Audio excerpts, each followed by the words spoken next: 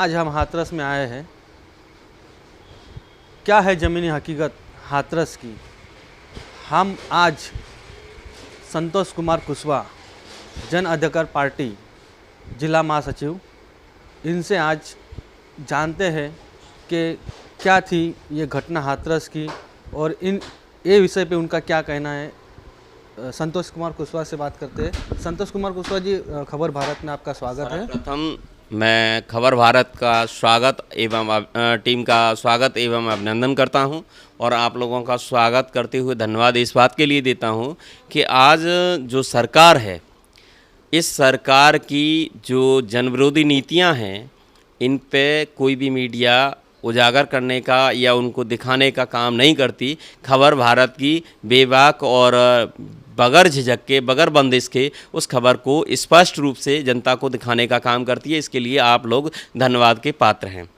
ठीक है, तो हाथरस के बारे में चर्चा जिस के लिए की जा रही है वो विषय था मनीषा जो हत्याकांड है। उसमें क्या है कि यहाँ हमारा उत्तर प्रदेश शासन और प्रशासन ने कहीं न कहीं उसमें खोट है। यदि खोट ना होता तो हिंदू रीति रिवाज के तहत किसी भी बेटी या महिला पुरुष की डेथ बॉडी को रात्रि के समय तो नहीं लगाया जाता। हिंदू रीति रिवाज में रात्रि 8 बजे या 9 बजे के बाद में किसी भी डेथ बॉडी को नहीं लगाया जाता। सुबह में 5 बजे के पहले नहीं लगाया जाता, ब्रह्म मुहूर्त से पहले। और ये मनीषा जब ख़त्म हुई, बाल्मीकि समाज की बेटी थी मनीषा, जो ख़त्म हुई तो उसको शासन और प्रशासन ने षड्यंत्र के तहत रात के 12 बजे उसको मिट्टी का तेल डाल के आग लगा दिया गया। अच्छा, दूसरी बात, इसमें ज़्यादा जानकारी हमको चाहिए, इसके लिए हमने संपर्क करने की कोशिश की तो वहाँ पुलिस का और प्रशासन का इतना जमाव बाड़ा था कि वहाँ पे किसी भी व्यक्ति से, गांव के लोगों से मुलाकात नहीं हो पा रही। गांव में किसी बाहरी व्यक्ति को नहीं जाने दिया गया और हम लोगों को जाने की कोशिश की और किसी भी व्यक्ति से बात करते हैं तो वहाँ एक आदमी के ऊपर 4 पुलिस वाले थे, पीएसी थी। उसके बीच में कोई भी आदमी प्रशासन शासन की बुराई करके नहीं बताएगा या स्पष्ट बातें नहीं बता पा रहा। इसके लिए ये घटना स्पष्ट नहीं हो सकी। वैसे ये जांच का बिंदु है। जांच के बिंदु के आधार पे गवर्नमेंट ने जो एसआईटी का गठन किया है, महज एक दिखावा सा सिद्ध हो रहा है, क्योंकि जो भी एसआईटी की टीम जांच करेगी वो डीएम साहब के अंडरटेकिंग कर रही है और डीएम साहब हमारे हाथरस ज़िले में बैठे हुए हैं और डीएम साहब जो है जांच कराएंगे। डीएम साहब ने ही शासन प्रशासन के दबाव में उस बेटी को रात के 12 बजे जलवा दिया और डीएम साहब ही जांच कराएंगे तो ये जांच जो है प्रभावित होती है और एक पदस्थ अधिकारी उस जांच को प्रभावित करने का काम कर सकते हैं, ऐसा मेरा मानना है। लेकिन मैं ये हकीकत के साथ नहीं कह सकता और ऑन साक्ष्य नहीं कह सकता, लेकिन मानना इसलिए है कि वो अधिकारी उस ज़िले पे आज भी पद पर है और पद पर है। उनके अंडर में जो जांच होगी तो उनके विरोध में जांच जा नहीं सकती। ठीक है, मैं आपसे एक सवाल पूछना चाहता हूँ। सोशल मीडिया में जो आरोपी है, उनके पिता, भाई, इनके कहीं न कहीं योगी सरकार से कनेक्शन दिख रहे थे, सोशल मीडिया में वायरल हो रहे थे। ये आप यहाँ के रहवासी हो, कितना सत्य है ये? माननीय मुख्यमंत्री जी, योगी जी हमारे उत्तर प्रदेश के मुख्यमंत्री जी हैं, उनके साथ में दोषी के पिता का एक फ़ोटो है। कितने दिन पुराना है, कब का है, ये मैं नहीं कह सकता। ये माननीय मुख्यमंत्री जी ने शपथ लेने के बाद का है या उससे पूर्व का है, ये नहीं कहा जा सकता। लेकिन फ़ोटो होने के साथ साथ ये कयास लगाए जा रहे हैं कि कहीं न कहीं जो है दोषी के पिता के संबंध बीजेपी सरकार के माननीय मुख्यमंत्री जी से सीधे सीधे हैं। इस आधार पर भी इस तरीके से भी देखा जा सकता है कि पुलिस प्रशासन के बीच में मीडिया के सामने और जो खबर वायरल हो रही है उस आधार पे गांव के कुछ लोग छत पर चढ़ के और वो उनको सीधे सीधे धमकियां देते हैं।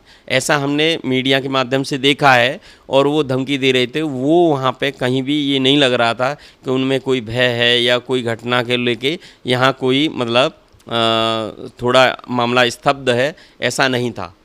ठीक है, वो धड़ेआम धमकियाँ दे रहे थे। ये तो यहाँ की घटना की बात है और इसमें जांच का विषय है। सीबीआई जांच कर रही है, जो है दूध का दूध पानी का पानी होकर रहेगा। सीबीआई का धन्यवाद दूंगा कि सीबीआई जो है एक ऐसी टीम है, भारत की जांच एजेंसी है कि वो इसमें हकीकत को उजागर करने की ज़रूर प्रयास करेगी और प्रयास की ओर अग्रसर भी है और वो अच्छे से जांच भी कर रहे हैं। मैं दूसरा प्रश्न पूछना चाहता हूँ। उत्तर प्रदेश में कहीं ना कहीं जातिवाद कितना आप देखते हो? आपके दृष्टिकोण से, आप यहाँ पे रह रहे हो, आपके जो क्षेत्र में जो भी चलता है, तो सही मायने में जातिवाद है यहाँ? जातिवाद को देखेंगे तो पिछले 20 साल 2 दशक से पहले से बहन जी की शासन सत्ता में आई, उसी समय से उन्होंने एक काम किया था, भाईचारा कमेटी बनाने का, गठन करने का काम किया था। तो भाईचारा एक जातीय आधार पे उनका था। जातीय आधार पे उन्होंने मोटिवेट किया लोगों को और उसको एक जाति के तौर पे संगठित किया।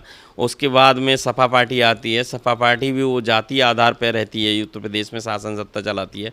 वो यादवों के बेस पे, वो उनका मानना है कि हमें ये यादव का वोट मिलता है, उसके आधार पे हमें सरकार मिलती है।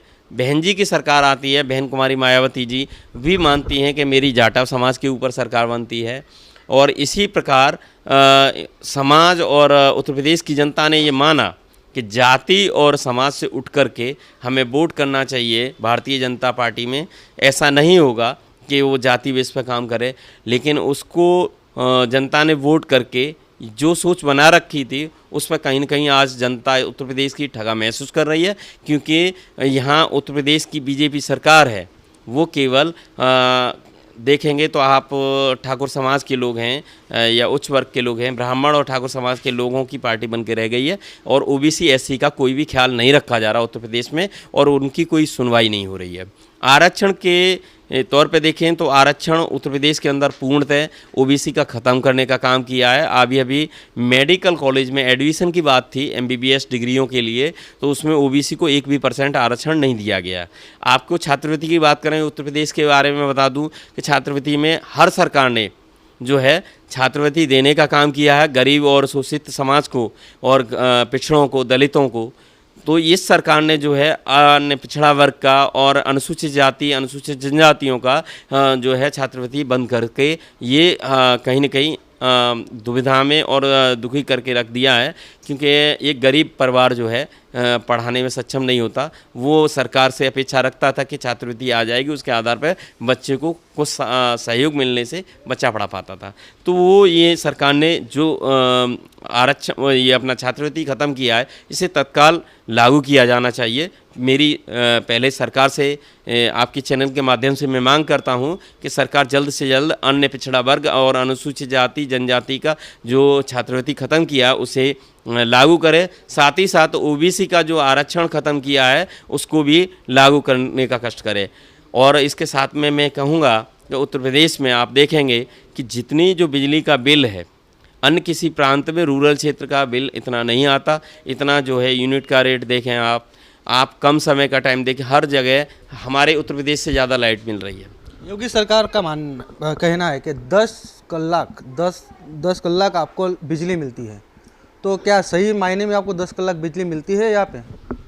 उत्तर प्रदेश के किसान भाई मेरे को देख रहे हैं आपके चैनल के माध्यम से, मैं किसान भाइयों को पूछना चाहता हूँ कि बाजरा की जो अभी फसल काटी है आपने, उस समय पानी लेने के लिए आप लोग त्रस्त हुए हो या नहीं? आप लोगों को 10 घंटे का अल्टीमेटम भारतीय जनता पार्टी उत्तर प्रदेश सरकार जो है देती है कि आपको 10 घंटे बिजली मिलेगी, लेकिन कंट्रोल रूम पावर की ओर से 8 घंटे के आदेश हो जाते हैं। आदेश 8 घंटे के होने के बावजूद भी कोई फॉल्ट या ट्रिपिंग आती है, उसमें घंटे 2 घंटे के लाइनमैन उस मेंटेनेंस को लेके उस समय को बर्बाद करता है, ख़राब हो जाता है, तो उसको किसान को जो है पूरे 8 घंटे बिजली नहीं मिल पाती। और उसमें भी जो 8 घंटे में लाइट दी जा रही है सरकार के माध्यम से, जितनी भी लाइट दी जा रही है उसको टुकड़ों में दिया जा रहा है। टुकड़ों में दिए जाने पे क्या होता है, किसान जो अपनी फसल में पानी लगाने के लिए जब ट्यूबवेल चालू कराता है उसके खेत में पानी पहुंच पाता है, उसके बाद में लाइट चली जाती है।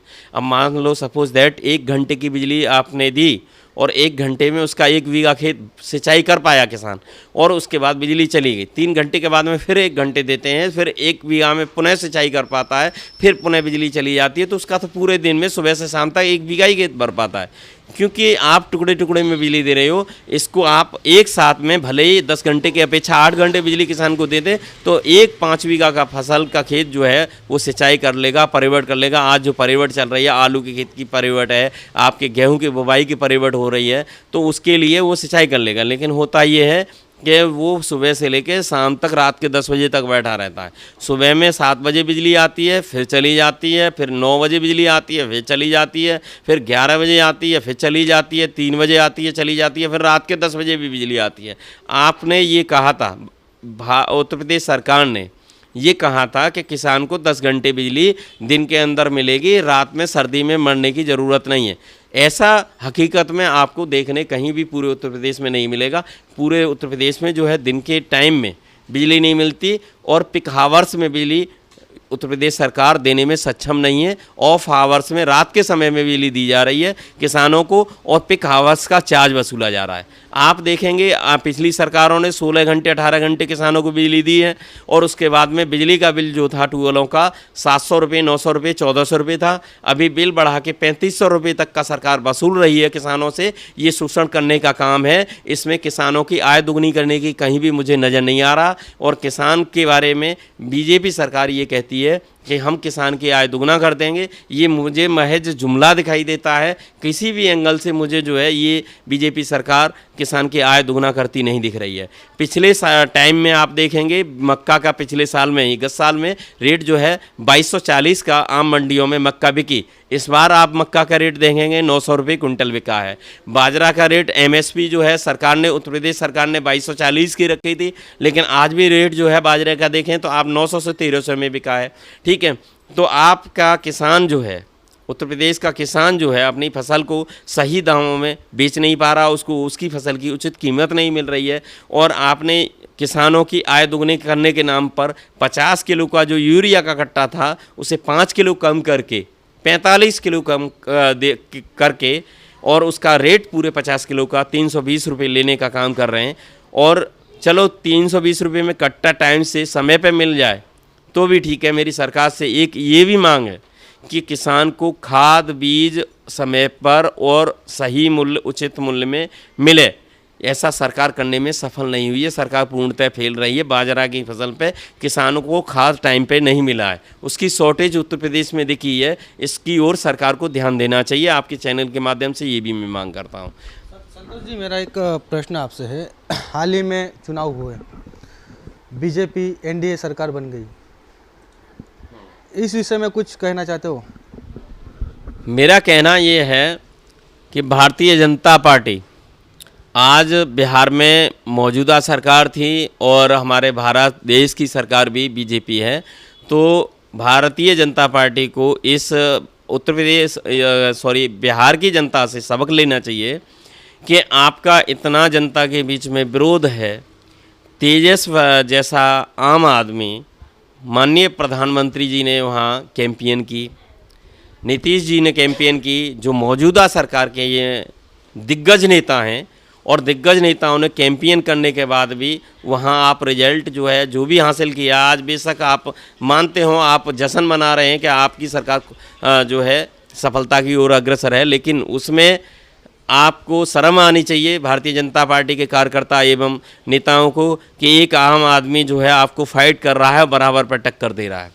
तो वो जो है ईमानदारी, निष्ठा की तरफ जो है बिहार की जनता का रुख था। आप कहीं न कहीं भ्रष्टता में करप्ट हो और लिप्त हो, इसकी वजह से बिहार की जनता जो है आपसे विमुख हुई है और आपको वोट नहीं की है। पिछली बार से इस बार मोदी फैक्टर को काम कर गया। पिछली बार से तो इस बार तो उनको जो सीट है वो ज़्यादा मिली है। इस विषय पे क्या कहोगे? किस एंगल पे आप देख रहे हैं कि बीजेपी को वहाँ बिहार में सीट ज़्यादा मिली है? 4 लॉबी जो है, 4 आपको संगठन एक साथ में चुनाव लड़े हैं, तब जाके उनकी 123 सीट हैं। और वहाँ पे आप देखेंगे तेजस जो है न पार्टी है और निर्दलीय पार्टी। क्या पार्टी होती है? एक आम आदमी, नया आदमी है और 117 सीट जो है फाइट कर रहा है, 113 सीट पे फाइट कर रहा है। स्टार्टिंग से लेके अंतिम घड़ी तक उसका संघर्ष जो है 115 सीट पे जारी रहा है और अंतिम क्षणों में भी उसने वो इस रिजल्ट पे पहुंचा, इस नतीजे पे कि बीजेपी सरकार के उसने छक्के छुड़ा दिए हैं। ठीक है। और बीजेपी सरकार अंतिम टाइम तक जो है जश्न नहीं मना पाई है, क्योंकि बिहार की जनता ने वो कर दिखाया कि आप लोगों की जो नीति हैं वो जन विरोधी नीति हैं, किसान विरोधी नीति हैं। शिक्षा जो है नई शिक्षा नीति लागू की है वो भी गलत है। एनआरसी, एनपीए और सीए जो लागू आप कर रहे थे वो भी विरोध था। उसके विरोध में आपको वो ठंडे बस्ते में डाल दी। अभी अभी आपने एक नया सपू का अपने पिटारे से निकाला है, वो है आपकी शिक्षा नीति। शिक्षा नीति में क्या करेंगे आप? संगठनों को, एनजीओ के माध्यम से आप विद्यालयों को सौंप रहे हैं, निजीकरण कर रहे हैं। निजीकरण करके विद्यालय के जो सरकार काम करती थी गरीब मजलूम के, दलितों के और शोषित के बच्चों को पढ़ाने का काम सरकारें आज तक करती आई हैं, उस काम को ख़त्म करने का काम आपकी सरकार कर रही है। इसका हम लोग पूर्ण विरोध करते हैं। और इसके साथ साथ में आप जो निजीकरण व्यवस्था भारत देश के अंदर लागू कर रहे हैं, रेल का निजीकरण देखेंगे आपको रेलवे स्टेशन का निजीकरण देखें, आप जो है आपके एयरलाइंस का निजीकरण देखें, तो हर सरकार हमारे देश को बुलंदियों पर पहुंचाने के लिए हर सरकार ने प्रयास किया, बुलंदियों पर पहुंचाया है। चाहे वो कांग्रेस हो या बीजेपी हो, दोनों सरकारों का, या जनता दल हो, इतनी सरकार भारत में रही हैं, अब तक राज की हैं, उन्होंने कहीं न कहीं किसी न किसी उपक्रम को खड़ा करके भारत की जनता को सेवा मुहैया कराने के लिए उपक्रम खड़े किए हैं और वो नए आयाम खड़े करते आई हैं और भारत देश को बुलंदियों पर खड़ा करने का काम किया।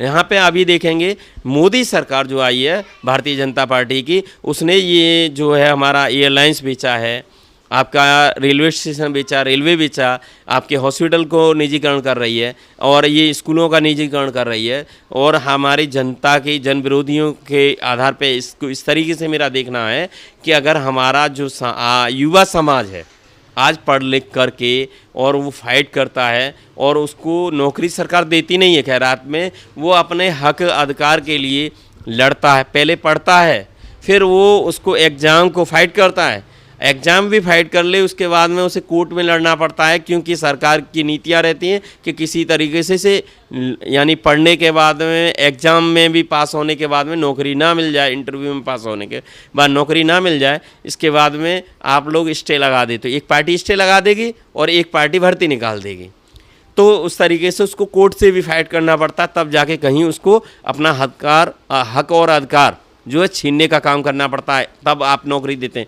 अब आपके पास में कोई विभाग सरकार के पास नहीं होगा, ना रेलवे है, ना एयरलाइंस है, ना आपके पास हॉस्पिटल है, ना विद्यालय है। हमारे भारत का युवा, पढ़ा लिखा युवा है, वो किस क्षेत्र में नौकरी के लिए जाएगा?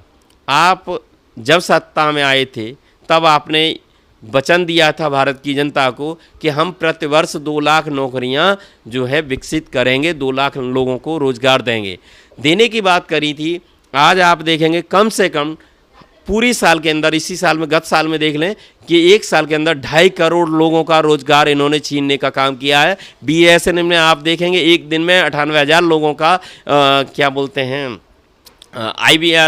बीआरएस लेके और उनको रिटायरमेंट करने का काम किया है। तो ये सरकार जो है जन विरोधी है, अपने भारत की जनता का रोज़गार छीनने का काम करती है और सरकार जो है जनता को जो है रोज़गार देने में असफल हुई है और ये पूरी तरीके से फेल हुई है। इसको मैं यही कहूँगा कि सरकार को जनता की कोई भी चिंता नहीं है। दूसरी बात, इन्होंने किसान जो नीति की है ये आम जनता के साथ साथ भी, किसानों के साथ भी गतिरोध पैदा कर रही है। आपने किसान नीति लागू की है, आपने जो एमएसपी लागू की, आप कहते हैं कि हम एमएसपी लागू करेंगे, एमएसपी रहेगा। आपने अभी बाजरा की एमएसपी लागू की, क्या बाजरा आपकी एमएसपी पे बिका? 2240 की एमएसपी आपने लागू की थी उत्तर प्रदेश में, तो क्या बाजरा कहीं भी किसी भी व्यापारी ने 2240 के रेट में ख़रीदा? 900 रुपये से 1300 रुपये के रेट में बाजरा किसान बेचने पे मजबूर हुआ है मंडी में ले जाके, और सुबह से शाम तक ट्रैक्टर खड़ा कर सकता है, लेकिन 1 दिन 2 दिन 3 दिन खड़ा करने के बाद में, या 3 दिन खड़ा करता है, भाड़े का ट्रैक्टर किसान लेके आता है, यदि उसको वो उचित दामों में नहीं बेच पाता तो वो 1 दिन के बजाय 2 दिन तो खड़ा कर सकता है, इससे अधिक खड़ा करेगा तो उसका गल्ला तो भाड़े में चला जाएगा। इसकी वजह से मजबूरन उसे सस्ते दामों में अपनी फसल बेचनी पड़ती है। आपने धान की एमएसपी रखी, पिछले साल में ही देख लो 2800 से 3600 का धान बिका, पीटन है, सुगंधा है, ये फसलों के दाम थे, और आज आपका किसान जो है ठगा महसूस कर रहा है। 1200 से 1800 का दाम जो है, 1200 का दाम प्राइवेट पे बेचा और आप भी खरीद रहे हो, तो उसको मॉइस्चराइजर बता के किसान को ठगने का काम कर रहे हो। 1800 का धान खरीद रहे हो जो 2200 2800 से लेके 3600 का बिका था। तो इसमें कहीं ना कहीं आप सरकार के जो किसान के विरोध में हो, और सरकार कहती है हम किसानों की आय दुगना करेंगे। मुझे भी किसी भी एंगल से बताइए आप, क्या आपको ऐसा लगता है कि किसान की आय दुगनी होगी इन चीज़ों से? ठीक है, तो मुझे कतई नहीं लगता। और ये पूरा का पूरा बीजेपी झूठ बोलने में और गोदी मीडिया का साथ जिस तरीके से मिल रहा है उस तरीके से मोदी जी अपना झूठ बोलने में सफल है, और उस पर हमारे देश की जनता अभी समझ नहीं पा रही है। बार बार ये झूठ बोला जा रहा है। आने वाली पीढ़ी जो होगी हमारे देश की, वो यहाँ हमारे देश की जनता को कभी माफ़ नहीं करेगी, क्योंकि हमारी जो युवा पीढ़ी है बेरोजगारी में पैदा होगी, बेरोजगारी में ख़त्म होगी, उनको कोई रोज़गार नहीं होगा। और आज जो किसान है, किसान पे टैक्स आप लगाए जा रहे हो, खाद की बोरी भी लेता है, नमक भी लेता है, उस पर उसको जीएसटी देना पड़ता है। ठीक है, तो उसके आधार पे जो टैक्स लग रहा है, आपको क्या लगता है? भारत सरकार से मैं पूछना चाहता हूँ कि क्या आपको ऐसा लगता है कि किसान जो है बहुत पैदा करता है, इनकम करता है, उसके जो साधन है वो संपन्न है? ऐसा मुझे किसी भी एंगल से नहीं लगता। आप भारत के 90% किसान को देख लीजिए, किसान कर्जे में पैदा होता है, कर्जे में ख़त्म होता है, और उसका जो आने वाली पीढ़ी होती है उसको कर्जे में ही छोड़ के जाता है। कहीं भी कोई किसान ऐसा बता दो कि वो समय से अपना मकान बना ले, अपने बच्चों की शादी कर ले, बिना कर्जे पे, बिना सूदखोरी के वो अपने काम चला ले, ऐसा कहीं भी नहीं है। तो किसान नीति आपकी बिल्कुल विफल है। इसके अलावा आपने किसान नीति जो लागू की है उसमें काला बाजारी का एक और मुद्दा उठा लिया है, काला बाजारी को बढ़ावा दिया है कि आप जो है कोई भी किसान का माल, कोई भी पूंजीपति आएगा और वो आपका माल पूरा का पूरा खरीद के भंडार कर सकता है। इसके लिए आपने छूट दी है, यानी उत्तर प्रदेश और भारत सरकार ने छूट दी है कि आप स्टॉक कर सकते हैं। ऐसा पहले की सरकारों ने किसी ने नहीं किया था, तो उसकी वजह से कोई भी आदमी भंडार करता था तो उसको मार्केट में सामान उपलब्ध कराना होता था। यदि आप उसकी क्षमता से अधिक भंडार करते हैं तो वो जो है रेट उसका बढ़ता है, तो उसको निकलवा लेती थी सरकार। अब आपने उसको पूरा भंडार करने पे मुक्ति दे दी है कि आप कितना भी भंडार करिए, अपने मनमर्जी मुताबिक बेचिए। तो इससे क्या होगा कि आम जनता की पहुंच से दूर आलू जैसी चीज़ जो है 10 रुपये किलो की चीज़ 50 रुपये खरीदने पे आम जनता जो मजबूर हुई है, ये देन ये काला बाजारी की है। और आपके यहाँ भारत में आलू की कमी नहीं है और ना प्याज की कमी है। 80 रुपये किलो की जो प्याज बिकी है भारतीय जनता पार्टी के दरमियान, ये भी आपकी देन है। और आप जो है काला बाजारी को बढ़ावा दे रहे हैं और आम जनता की पहुँच के साथ में ये खिलवाड़ कर रहे हैं। ये आप जनता सब जानती है, भारत की जनता सब समझदार है, और आने वाले चुनाव में आपको इसका जवाब जरूर मिलेगा। ठीक है, और आप जो है इसमें जो सफल हो रहे हैं कि आपको व्यापारी वर्ग जो है अच्छा देगा, लेकिन आप एक व्यापारी के वोट से नहीं जीतेंगे, पूरे भारत की जनता से जीतते हैं। और आपको भारत की जनता के बारे में सोचना चाहिए, लेकिन आप आज हमारे देश की सरकार नहीं सोच रही। ठीक है, स्टॉक के अलावा आप टेंडर खेती जो कराने की बात करते हैं किसान नीति के तहत, टेंडर खेती में क्या होगा कि उसकी फसल में आपके क्लाइमैक्स के द्वारा उसको घाटा पड़ता है टेंडर करता कंपनी को।